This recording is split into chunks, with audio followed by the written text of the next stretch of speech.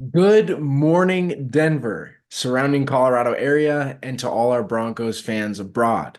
I'm Devin, and you're watching Breakfast with the Broncos on Buffet Sports. Uh, yeah. Okay, good morning, afternoon, and evening. It's the guy you should believe in. Dropping heat like every season. Underdog like Willie Beeman. Classic like Dom singing. Blasting like bombs ringing. I guess I define winning. What up, y'all? We're back, episode 3. We're going through 2 more picks in the draft, so I'll send it over to me on Walk Talk. That Devin will tell you who we're covering today, and then we'll jump back in the seat. See you in a second. Episode 3, Walk Talk. Here we go. All right. So what are we covering today? We're covering 2 more draft picks from the 2024 draft. Our 3rd round selection, Jonah Elliss out of Utah, and our 5th round selection of Audric Estime, I think is how you say his name, the running back out of Notre Dame. We'll just keep it simple. We're going to be talking about those 2 guys, and then we're going to take this basically 2 picks at a time, and let's get into it. Hop back to the desk. All right, we're back. Stormy kind of day today. The day started out pretty good. I'm behind schedule in filming this. I know this is supposed to be like a morning show, but um, life. Anyways, who are we talking about today? We'll start with Jonah Elliss, the 3rd round pick out of Utah for the Broncos. This was, like I said, 3rd round, 12th pick. He stands at 6'2", 248 pounds, 3 years at Utah. So, and not half the time our quarterback spent in college, Jonah Elliss spent at Utah. So let's jump into it. He was 10th in position ranking in this year's draft. He had 12 sacks in just 10 games this year. And then let's just get into his stats a bit. So not too shabby grabbing him in the 3rd round. Let's go into some of his stats. Meet Jonah Elliss. In his 3 years at Utah, he amassed 47 total tackles.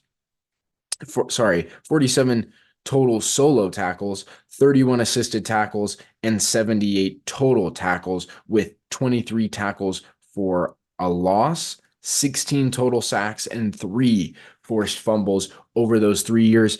In his last year at Utah, he was able to fill the stat sheet with 23 solo tackles, 14 assisted tackles, totaling 37 total tackles, 16 16 tackles for a loss this year. He had in total 23.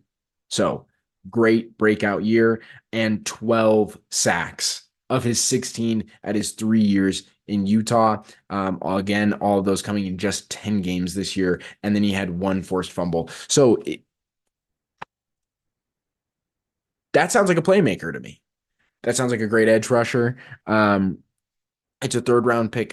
There's not a way you lose with this pick.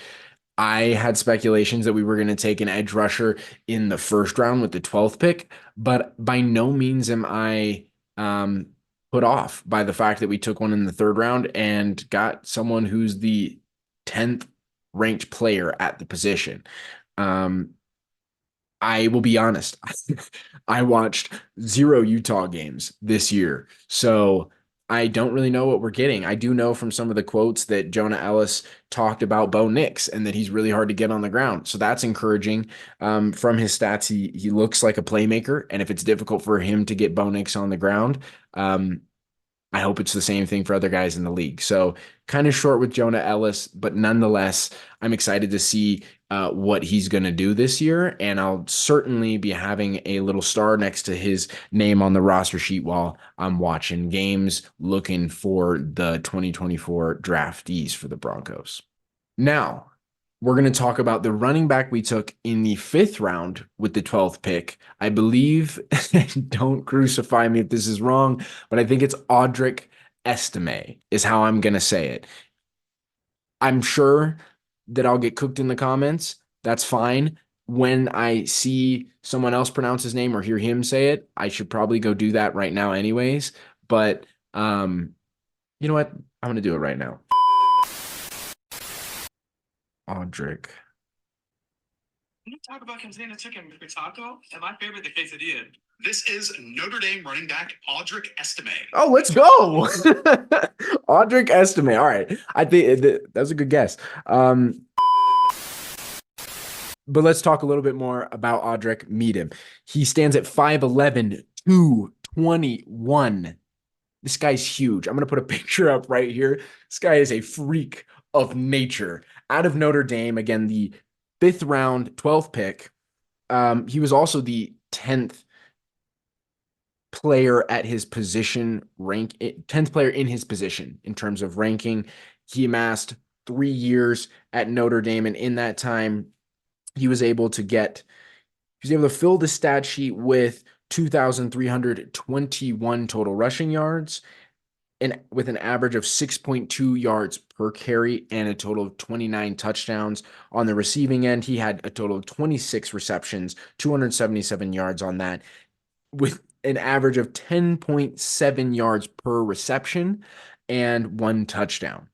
So those are respectable numbers. And of course, in college, when you come in, you're not getting a ton of playing time. So being that he's a junior now, this was the big breakout year, of course.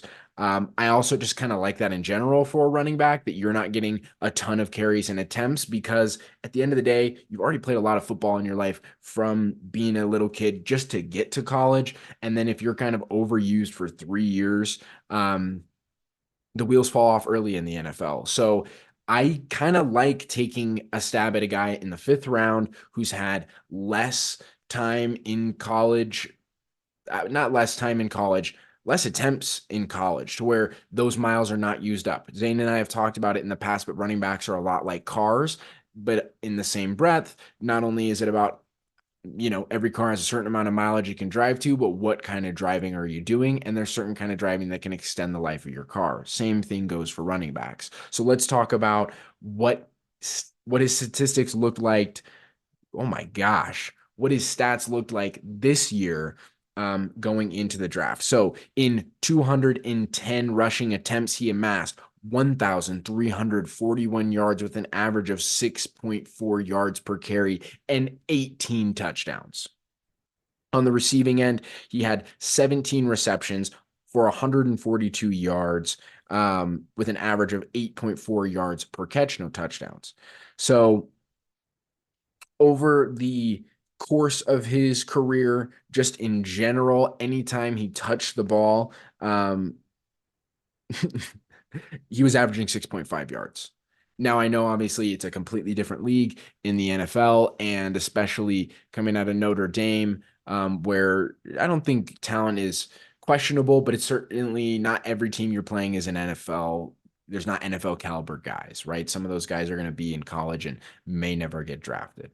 But again, it comes back to, once he had the ball and he had the rushing attempts, he produced. He was consistent throughout his career, even in those years where he wasn't having a ton of attempts. The per carry numbers, per catch numbers were still in relatively the same ballpark. So I like that. Again, he's an athletic monster. Both of these guys look, t-shirt and short gods they talk about, the real draft guys that look great, t-shirt and shorts. Joe Mixon gets thrown around in there too.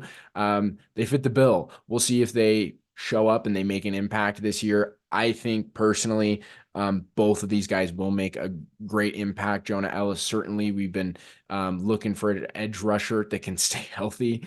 And Audric, I'm just excited to have another running back, and he seems to kind of be a power back, replacing maybe that Samaje look there. And of course, why not take a stab on a guy in the 5th round when Javonte Williams has not panned out at all to what we thought? So excited to see the impact for him. I think he's going to get a lot of playing time, and there's going to be a lot of new young faces in the offense this year.